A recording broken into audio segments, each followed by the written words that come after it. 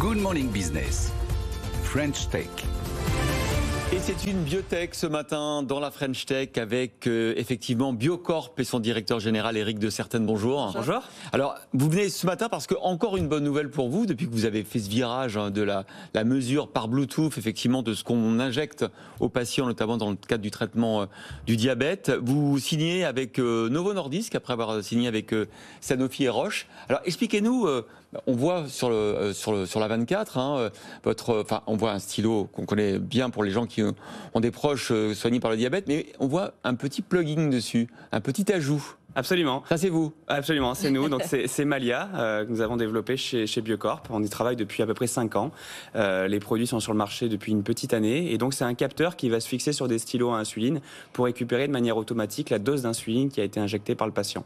C'est une deuxième génération que vous avez développée là déjà de Malia. Voilà, alors on continue d'innover en permanence. C'est vrai que cette industrie en particulier sur les composants électroniques et le digital bouge extrêmement vite. Donc on essaye de s'adapter à les évolutions du marché. Et c'est une deuxième génération et on en a encore d'autres, on va dire, dans les cartons. Et en fait, ce que ça permet de faire, c'est de suivre exactement ce que les patients se sont injectés tous les jours, sans avoir à prendre un carnet, un crayon, mais de suivre ça de manière, j'imagine, sur un smartphone. Absolument. Donc vous avez deux valeurs qu'un patient diabétique insulinodépendant va suivre. Il y a sa glycémie et au cours des dernières années, il y a eu des véritables innovations dans le marché de la glycémie avec certains capteurs qui vont permettre de récupérer de manière automatique la glycémie sur un capteur qui est posé sur leur peau.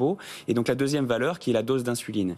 Et aujourd'hui, pour ces patients insulinodépendants, il n'y avait pas de solution pour récupérer de manière automatique la dose d'insuline pour ceux qui étaient sur stylo injecteur, qui représentent à peu près 90% du marché. Les autres 10% sont sous pompe à insuline, mais vraiment le gros du marché reste sur le stylo injecteur, il n'y avait pas de solution. Et là, avec Novo Nordisk, alors vous nous avez dit que c'était 400 millions de personnes qui étaient diabétiques dans le monde. Ouais. Là, vous allez toucher 30 millions de personnes, c'est ça déjà, dans un premier temps? Voilà, donc les insulinodépendants, c'est une sous-population des patients diabétiques. Et donc Novo Nordisk est le leader mondial dans ce marché-là pour les insulines, ce qu'on appelle basales et rapides. Dans le stylo particulier qui nous intéresse, FlexTouch, qui est leur stylo nouvelle génération, il y a un peu plus de 30 millions de patients qui l'utilisent chaque jour. Et en effet, c'est avec beaucoup de joie qu'on va pouvoir travailler avec eux pour connecter ce stylo. Mais alors vous, à votre échelle, c'est déclinable sur d'autres pathologies, finalement, notamment les hormones de croissance humaine, c'est ça? Absolument. Donc il y a une dizaine de jours, on a annoncé une bonne nouvelle avec Merck dans le déficit en hormones de croissance. Donc en fait, l'enjeu est plutôt à chaque fois le même, récupérer de manière automatique une dose pour des pathologies chroniques où on sait qu'il y a une très mauvaise observance. Le suivi du traitement est mauvais parce qu'on l'oublie, parce qu'on est un petit peu fatigué par sa maladie. Ouais. Et donc nous, vraiment la valeur ajoutée qu'on apporte, c'est pouvoir récupérer ça de manière automatique et de sécuriser l'acte, qui n'est pas un acte anodin de se délivrer un médicament, notamment d'insuline. Oui. Donc c'est vraiment sécuriser le patient, l'accompagner et aussi accompagner ses proches dans ce quotidien. Alors ce qui est intéressant avec vous, avec Biocorp, c'est de votre parcours boursier, parce que vous êtes allé assez tôt en bourse en 2015. On va se parler très franchement, c'est un peu végété pendant quelques années. Puis là, c'est vrai que depuis que vous avez fait ce virage des capteurs pour notamment des stylos qui injectent de l'insuline, on voit que votre parcours boursier, voilà, il est beaucoup plus flamboyant. On se disait ensemble pendant le pub, la bourse, c'est compliqué pour une petite entreprise, pour une start-up.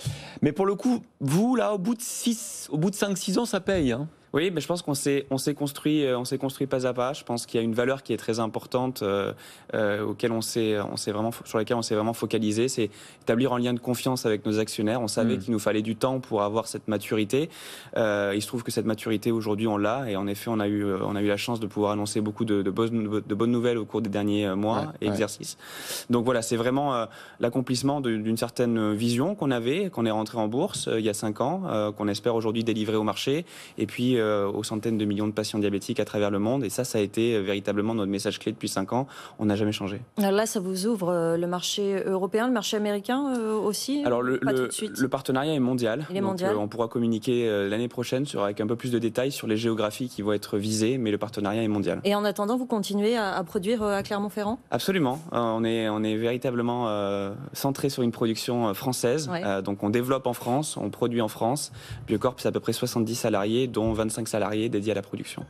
Avec bientôt une centaine de salariés, non avec ce contrat, ça va vous... Oui, on va recruter, voilà. Ouais. Donc ça aussi, c'est une très bonne nouvelle pour l'emploi localement en Auvergne, parce qu'on va continuer à recruter sur notre site de production à Issoire et aussi sur les fonctions qui nous permettent de continuer à développer ces produits. Donc ça, voilà, on est fortement attaché à cette région et puis au fait de produire en France. On a beaucoup de qualité, on va dire, dans cette manière de produire et on en est ravis. Et combien ça coûte un dispositif comme ça? J'ai aucune idée. Alors aujourd'hui, la première génération est sur le marché français. Elle est disponible en pharmacie pour environ une centaine d'euros. Elle n'est pas encore remboursée et prise en charge par l'assurance maladie. Donc on espère que la prise en charge va pouvoir avoir lieu dans les prochains exercices. C'est le cas ni en France ni ailleurs?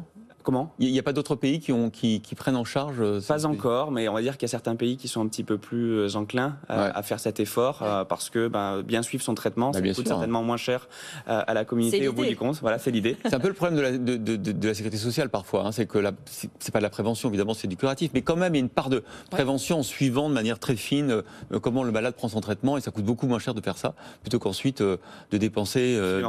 Absolument. Bon, on est des optimistes par nature, donc on va. Vous avez eu raison jusqu'ici. Voilà, absolument. Donc on va continuer à travailler là-dessus pour un remboursement, on l'espère, dans les prochains mois. Merci.